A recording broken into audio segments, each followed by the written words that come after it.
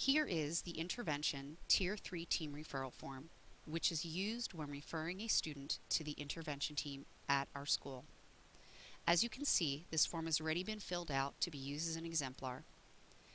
I will walk you through each part of this form. First, we have the student name, and in this case, it's Sally Student, and the referring staff member, which is yourself, the teacher.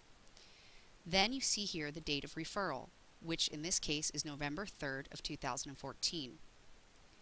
This is the date after parent-guardian contact prior to referral.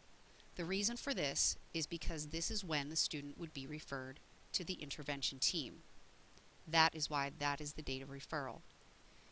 When looking at the first part of this page, you see parent-guardian contact prior to the referral.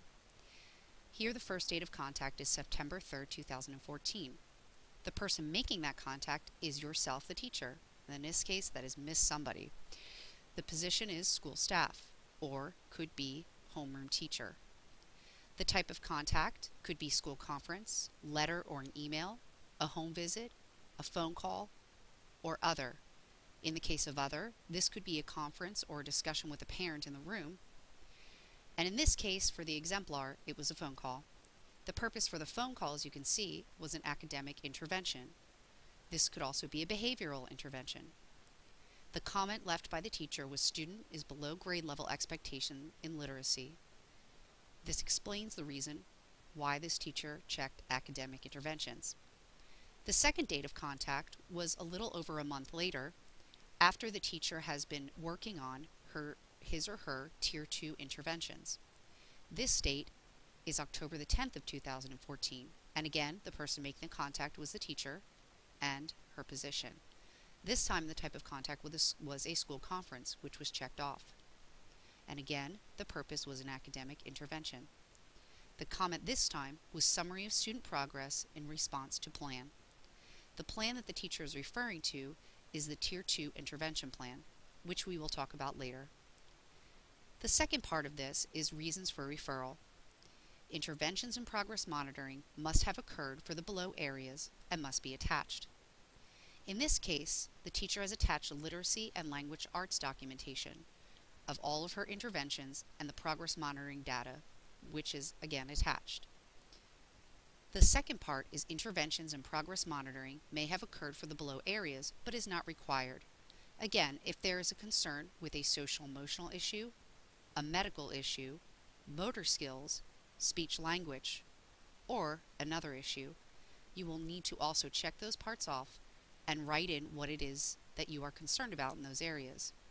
And again, it says that if you checked one or more of the items above, please describe what efforts were made to intervene in these areas.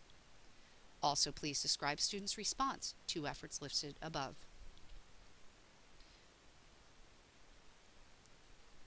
If there is a behavioral plan, the disciplinary report would have to be attached.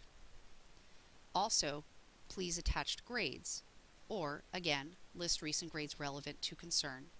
In this example, in the subjects and assignment area, for literacy, the class grade is here, a D, math, B, C science, social studies C as well.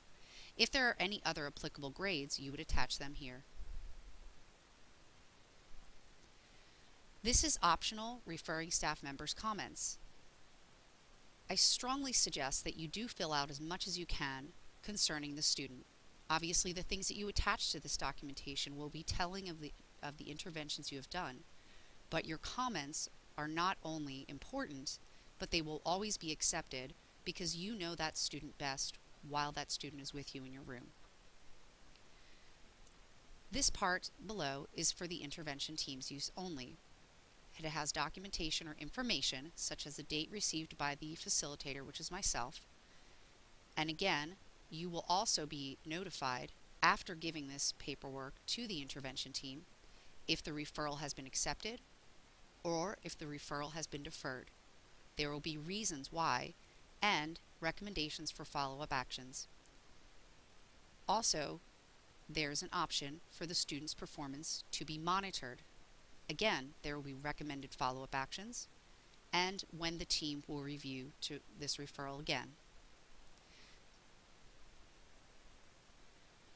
Here, in this case, the referral has been accepted and it says you will be notified when an intervention team meeting has been scheduled so that you may attend.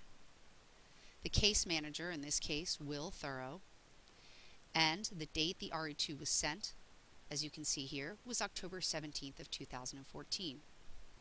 This will be sent out by myself or given to the teacher to send home directly to the parent.